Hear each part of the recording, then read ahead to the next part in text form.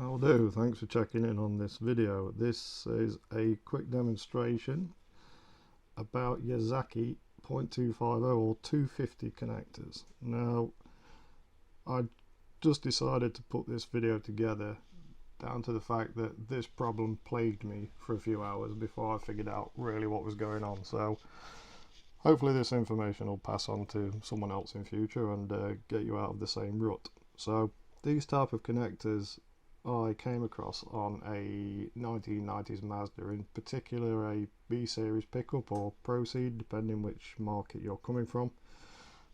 These connectors are found pretty much all over the car, especially around the area I was working in, around the dashboard, around the steering column. And what I needed to do with the car's existing loom is extend part of it. So the part of the loom in the car is very short. Trying to patch into that for a bit of research work was just going to make a mess of the existing loom, which I really didn't want to do, or have some really nasty connections going on. So I decided should be easy enough, deep in the connectors, remove the original connector, add an extension, put a new connector on, pin it all back up, and away we go. Or make a patch lead in between.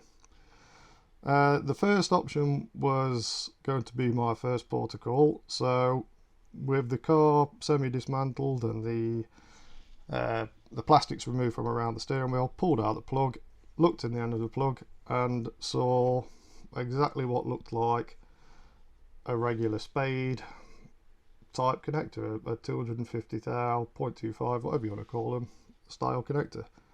Fantastic, I'm thinking. These things are normally just straightforward to depin. There's a little tab on the back just here, and all that really ever involves to get one of these out is you don't really ever need a special tool. So these connectors are very common, especially on relay connectors.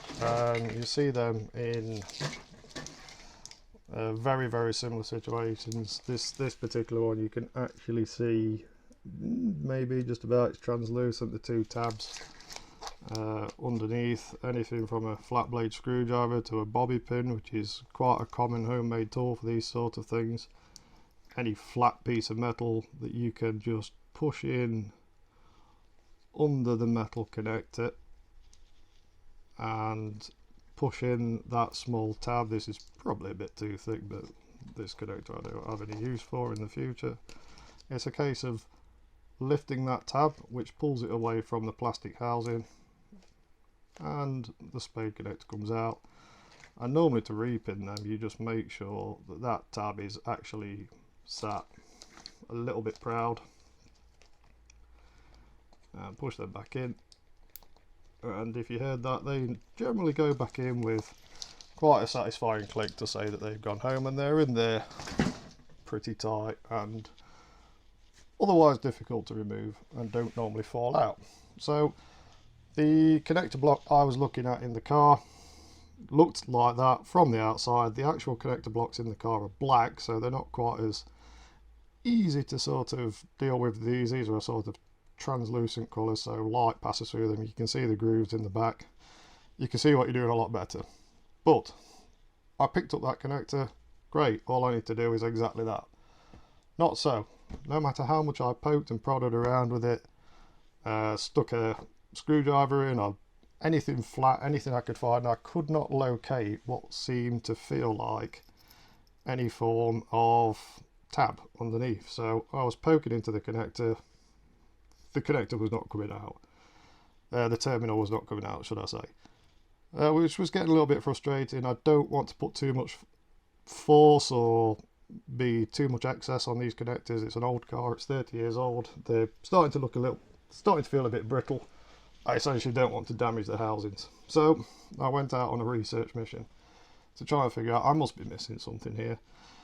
Despite asking in a few places, most people actually came back and said, oh yeah, it's just this type of connector with the tab on, poke something in, lift the tab, away you go. But no, there was more to it than that.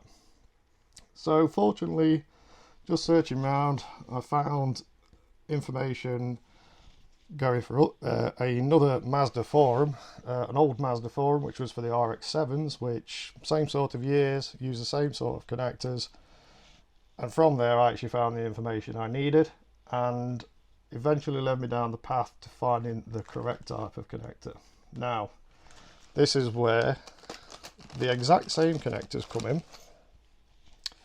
So there's another style of Yazaki 250 connector, and this is one of the housings.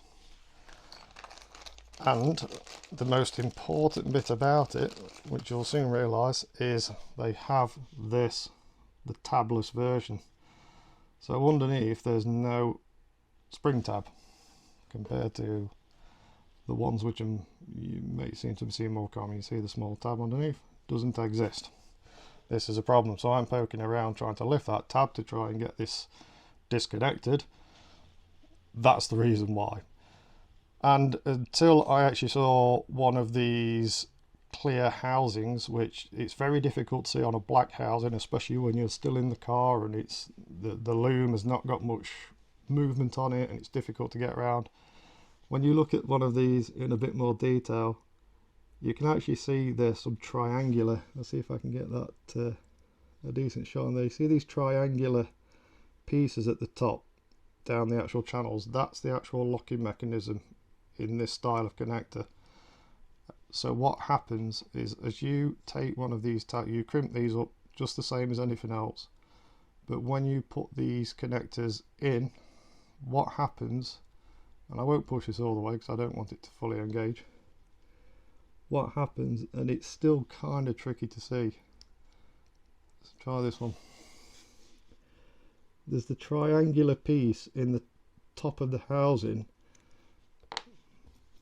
So imagine this is the triangular piece. The triangular piece rides up onto the top of the connector and then clicks in behind it. So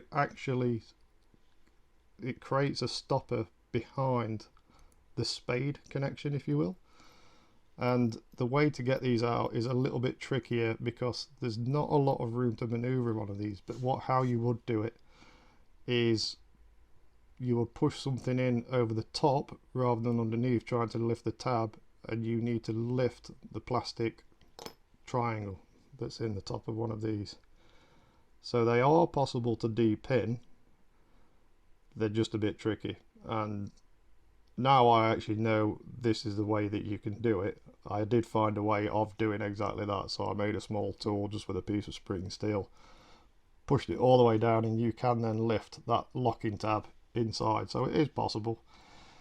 In this case I purchased some new terminals because of the job I needed to do anyway, and it was just a bit of a bonus to actually buy the housings as well and learn how they work. But that's essentially how to get them disconnected. You must be very careful. If you can't feel a tab underneath, then it's most likely one of these tabless designs, and you need to try and lift that tab that's on the top of the terminal instead. Alternatively, these things are still kind of readily available. Through the forum I found for the Mazda RX-7s, this put me onto a website called Eastern Beaver, which is a gentleman who puts together kits of these kind of connectors. They're found on Japanese cars of the similar era, the 1990s. His website seems to be more dedicated towards motorcycles, which again, they all use the same sort of connectors, various brands, various types.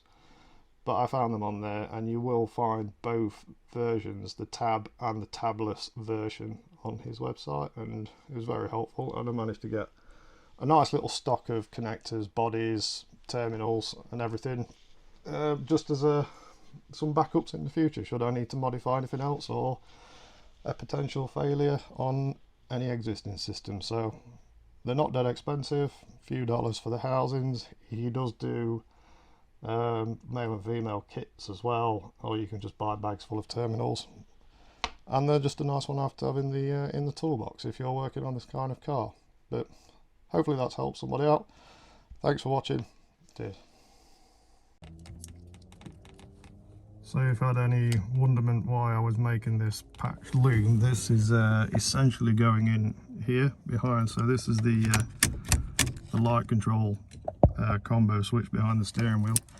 It's these pieces of wire I needed to get into, but as you can see, that's very short. I didn't want to start ripping these apart or pulling this part of loom together. Pulling that piece of loom to pieces. So that's where the idea of extending this came from. And again, from the earlier part of the video, you can see that these actual connectors are black. Now I know what I'm looking for down there. I can actually see the little triangular pieces, which I explained earlier. But this is the bit that essentially baffled me at the start. My original intention was to remove these terminals, extend this part of the loom, and reapply this housing. But with all the pieces I end up with in the end, I've actually made this patch section now, so it will connect in there. Completely able to dislodge it actually now, should I never need it. This actual extension, and you'll probably see here, there's a small Cartek fog lighting control circuit board attached into that.